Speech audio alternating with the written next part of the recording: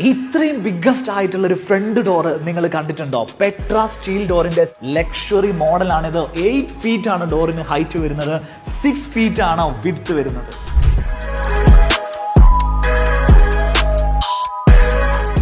ലോക്കിലേക്ക് വരുന്ന സമയത്ത് digital ലോക്കാണ്, finger print വരുന്നുണ്ട്, ഫേസ് ഡിറ്റക്ഷൻ വരുന്നുണ്ട്, നമ്പർ ലോക്ക് വരുന്നുണ്ട്, കീയും വരുന്നുണ്ട്.